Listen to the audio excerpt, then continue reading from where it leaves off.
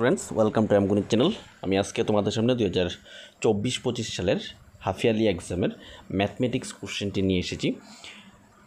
আমরা আজকে এই কোশ্চেনটি আলোচনা করব। আমরা আমগণিত চ্যানেলে তোমাদের জন্য প্রিভিয়াস ইয়ারের বিভিন্ন কোশ্চেনগুলি নিয়ে আসছি। ক্লাস 8-এর 2024-25 হাফ ইয়ারলি এক্সামের কোশ্চেনগুলো অলরেডি দেওয়া হয়ে গেছে। এখন 7-এর কোশ্চেনগুলি চলছে। আমাদের ক্লাস 7-এর প্লেলিস্টে গিয়ে তোমরা 22-23-24-25 সালের সমস্ত প্রিভিয়াস ইয়ারের কোশ্চেনগুলি তোমরা পেয়ে যাবে। সেই কোশ্চেনগুলি তোমাদের জন্য কিন্তু খুবই ইম্পর্টেন্ট 2025-26 এক্সামের হাফ ইয়ারলি এক্সামের জন্য। তোমরা ক্লাস 7-এর প্লেলিস্টে গিয়েগুলি দেখে নেবে। আর যারা ক্লাস 8-এর স্টুডেন্ট আছো তোমরা ক্লাস 8-এর প্লেলিস্টে গিয়ে তোমরা সেই কোশ্চেনগুলি পেয়ে যাবে। তোমরা এই প্রিভিয়াস ইয়ারের কোশ্চেনগুলি কিন্তু তোমাদের জন্য খুবই ইম্পর্টেন্ট কোশ্চেন। তোমরা এই প্রিভিয়াস ইয়ারের যে সমস্ত কোশ্চেনগুলি পরীক্ষাতে এসেছে সেই কোশ্চেনগুলি তোমরা অবশ্যই কিন্তু তোমরা প্রিপারেশনের জন্য তোমরা অবশ্যই কিন্তু এগুলি প্রস্তুতি নেবে এবং এগুলি আনসার শেখার চেষ্টা করবে। তো চলো শুরু করতে যাচ্ছি। আজকে আমরা সপ্তম শ্রেণীর 2024-25 ম্যাথমেটিক্সের হাফ ইয়ারলি কোশ্চেনটি কীরকম হয়েছিল সেটা এখন দেখে নেব। আমাদের প্রথমে ক বিভাগের মধ্যে 10 মার্কসের কোশ্চেন থাকে। 10 মার্কসের কোশ্চেনের মধ্যে প্রথমে একটি সত্য মিথ্যা দেওয়া হয়েছে। এক হচ্ছে ক্ষুদ্রতম সমগ্র সংখ্যা। তাহলে আমরা জানি সমগ্র সংখ্যা 0 থেকে শুরু হয়, তাহলে সবচেয়ে ছোটো সমগ্র সংখ্যা 0 হবে, কিন্তু এখানে 1 দিচ্ছে, তাহলে এখানে এটা মিথ্যা হবে। সবচেয়ে বড় সংখ্যা খুঁজে বের করো। এখানে কয়েকটি সংখ্যা দেওয়া হয়েছে, সংখ্যাটির মধ্যে সবচেয়ে বড় সংখ্যা কত হবে। এখানে দেখতে পাচ্ছি সবচেয়ে বড় সংখ্যা 25,800 অর্থাৎ 25,800 হবে সবচেয়ে বড় সংখ্যা। তো এই কোশ্চেনটা কিন্তু যারা ইংলিশ মিডিয়ামে আছো অর্থাৎ বিদ্যাজ্যোতি স্কুলে আছো তোমরাও কিন্তু এই কোশ্চেনটাই ফলো করবে, কারণ ক্লাস 8 পর্যন্ত কিন্তু সেম কোশ্চেন, বিদ্যাজ্যোতি এবং টিপিএসসি সেম কোশ্চেন।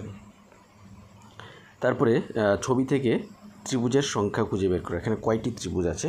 তো এখানে ত্রিভুজ সংখ্যা আমি এখানে বলে দিচ্ছি। প্রথমেই সম্পূর্ণ একটি ত্রিভুজ, তারপরে এই দুটি ত্রিভুজ, তিনটি ত্রিভুজ, চারটি ত্রিভুজ, এই 5টি ত্রিভুজ, এই 6টি ত্রিভুজ। তাহলে এখানে কয়টি ত্রিভুজ আছে? 6টি ত্রিভুজ আছে। নেক্সট বিয়োগ করতে বলা হয়েছে -30 -30, তাহলে -30 -7 হবে +30, তাহলে আনসার চলে আসবে 0। নেক্সট 2 নম্বর কোশ্চেন, শূন্যস্থান পূরণ করো। এখন 0.29 + 0.76 কত হবে? এখানে 0.29 + 0.76, এটা প্লাস করলে হবে 9 এবং 6 প্লাস করলে 15 হবে, 5 হাতে 1 থাকবে, 7 দিয়ে 9 হবে, আর হাতে 1 10 শূন্য হবে, হাতে 1 থাকবে, 1 বসিয়ে দিলাম 1.05, তাহলে আনসার হবে 1.05। নেক্সট যে কোশ্চেনটি আছে, প্রদত্ত চিত্রটির পরিসীমা নির্ণয় করো।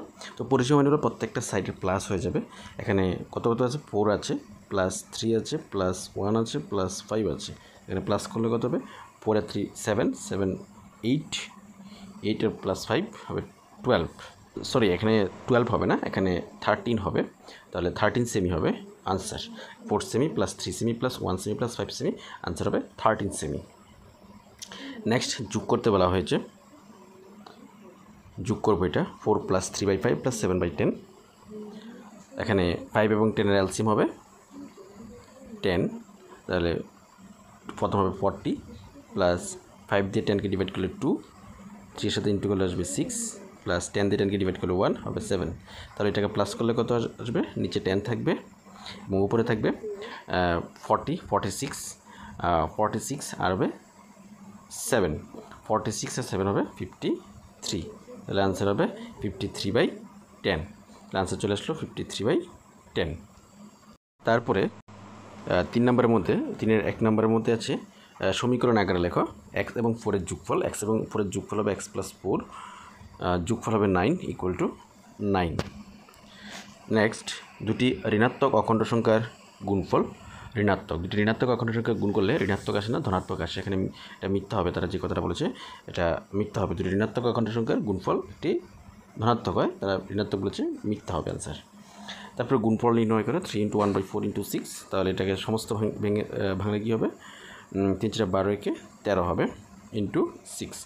আমরা ডিভাইড করলে 2 দিয়ে ডিভাইড করলে 2, 2 দিয়ে ডিভাইড করলে 3, তাহলে 13 × 3 হবে 2, তাহলে আনসার চলে আসলো 39/2।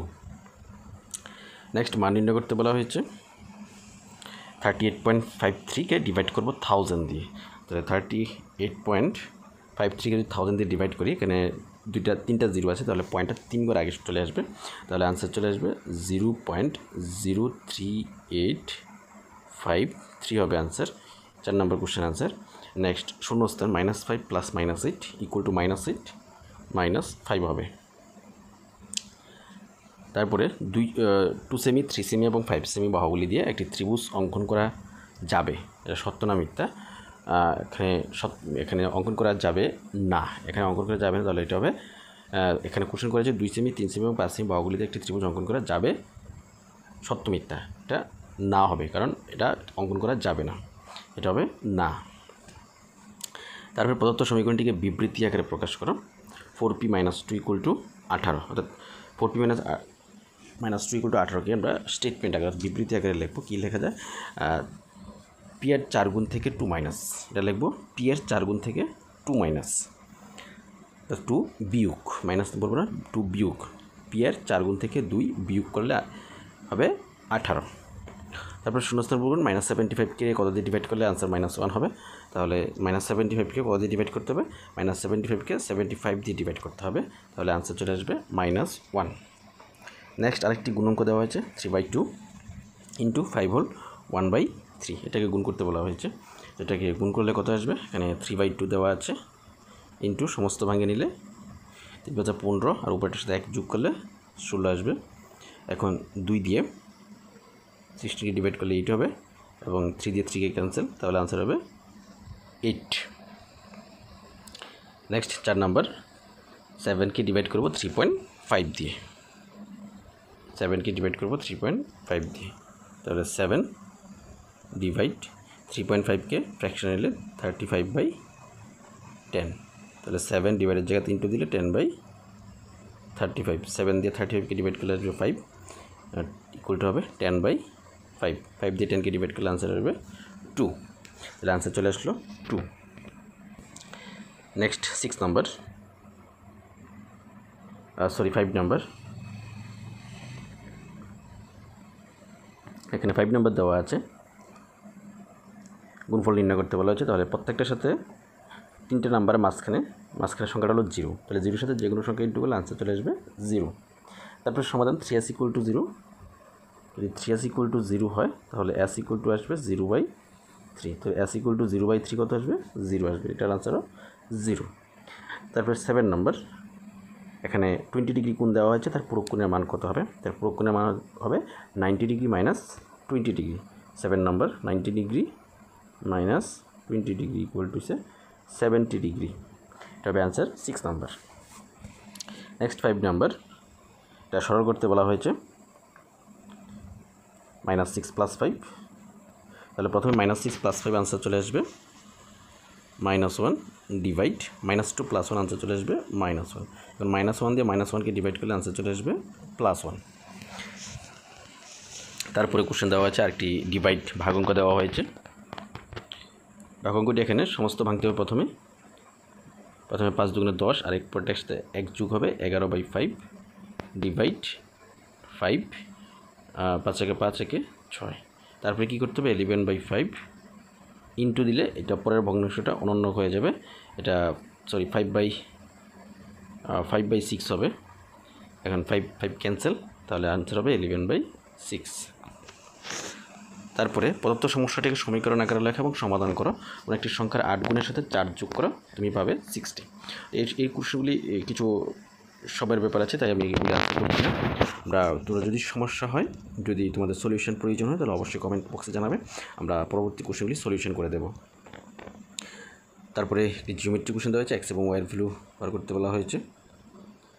তারপর গ্রুপ সি এর মধ্যে 35 মার্কসের কোশ্চেন এসেছে গ্রুপ সি এর মধ্যে। গ্রুপ বি এর মধ্যে 35 মার্কসের কোশ্চেন ছিল। এখানে ত্রিভুজের 3টি কোণের সমষ্টি 180 ডিগ্রি আমরা জানি। তারপরে 58, 76 এবং 40, 35 এবং 46 সংখ্যাগুলির যৌগিক গড় নির্ণয় করতে বলা হয়েছে।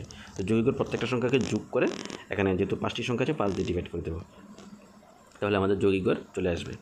তবে সংখ্যাগুলোর মান সবসময় কোনো রাশিতত্ত্বের সকল মানের মধ্যে একটি, হ্যাঁ এটা আর সত্য। সংখ্যাগুরু মান বার করতে গেলে যে তথ্যকে দেওয়া থাকে তার মধ্যে কোনো একটি হয়, এটা সত্য হবে। তারপরে চিহ্ন দেওয়া আছে less than, greater than or equal কোনটা হবে।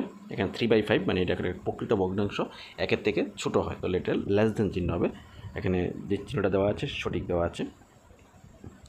তারপর 10টি মেয়ের উচ্চতা দেওয়া আছে। এখানে সবচেয়ে লম্বা মেয়েটির উচ্চতা কত, এখানে সবচেয়ে লম্বা মেয়েটির উচ্চতা এখানে সবচেয়ে বড় সংখ্যা 151 সেন্টিমিটার, তাহলে আনসার হবে 151 সেন্টিমিটার।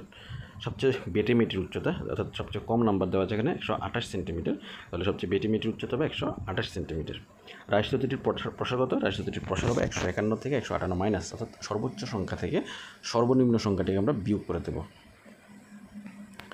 তারপরে কোশ্চেন সংখ্যাগুরু মান এবং মধ্যমা নির্ণয় করতে বলা হয়েছে। একবার সংখ্যাগুরু মান নির্ণয় করবো, আবার মধ্যমা নির্ণয় করবো। সংখ্যাগুরু মান এই সংখ্যাটির মধ্যে সবচেয়ে বেশি সংখ্যক বার যেটা আছে 14, এটা সংখ্যাগুরু মান। মধ্যমা এগুলিকে ছোটো থেকে বড় সাজাতে হবে, ছোটো থেকে বড় সাজিয়ে ঠিক মাঝখানে যেটা থাকবে সেটাই মধ্যমা। তারপরে এক্স ওয়াই বার করতে বলা হয়েছে, এটা জিওমেট্রি। ওয়াই = 90 ডিগ্রি হবে, দেখেই যায় ভার্টিক্যালি অপোজিট অ্যাঙ্গেল 90 ডিগ্রি এবং ওয়াই = 90 ডিগ্রি। তারপরে x + 90 = 180 করে এক্সের ভ্যালু এখান থেকে বের করে নিয়ে আসবো। তারপরে আছে একদম টেক্সট বুকের এক্সারসাইজের কোশ্চেন, আপনারা দেখে নেবে। তারপরে একটি সমকোণী ত্রিভুজ যার সি কোণ সমকোণ, এবি বাহুর দৈর্ঘ্য নির্ণয় করতে বলা হয়েছে। তাহলে এবি = হবে 5√5² + 12²। তারপরে ঘূর্ণন কেন্দ্র এবং ঘূর্ণন কোণের মান বার করতে বলা হয়েছে, এটা সিমেট্রিক চ্যাপ্টার থেকে এসেছে। খুব সহজ ছিল কোশ্চেনটি, তোমরা এগুলি প্র্যাকটিস করবে। এই ধরনের কোশ্চেন কিন্তু তোমাদের 25-26 সালে যে আমাদের হাফ ইয়ারলি এক্সাম হবে, সেই হাফ ইয়ারলি এক্সামে কিন্তু এই ধরনের কোশ্চেনই কিন্তু তোমাদের পরীক্ষাতে থাকবে। তোমরা এই সমস্ত কোশ্চেনগুলি ভালো করে প্র্যাকটিস করবে এবং 22, 23, 23, 24 সালে যে কোশ্চেনগুলি আছে সেগুলি যদি তোমরা সম্পূর্ণভাবে প্র্যাকটিস করতে পারো এবং বুঝে সম্পূর্ণভাবে করতে পারো, আশা করছি তোমরা সম্পূর্ণ কোশ্চেনই কমন পেয়ে যাবে। তাই আমাদের এমগণিত চ্যানেলে ক্লাস 7-এর প্লেলিস্টে 2022, 23 এবং 23-24 সালের কোশ্চেনগুলি দেওয়া আছে, তোমরা সেখান থেকে সেই কোশ্চেনগুলি দেখে নেবে। তো আমাদের এমগণিত চ্যানেলের ক্লাসগুলি তোমাদের কেমন লাগে অবশ্যই কমেন্টে জানাবে। যদি ভালো লেগে থাকে বেশি বেশি করে লাইক এবং শেয়ার করে দেবে এবং কমেন্ট অবশ্যই করবে কেমন লাগে জানাবে এবং সাবস্ক্রাইব করতে ভুলবে না। পরবর্তী ভিডিও পাওয়ার জন্য অবশ্যই চ্যানেলটি সাবস্ক্রাইব করে পাশে বেল আইকনটি অন করে রাখবে। Thank you.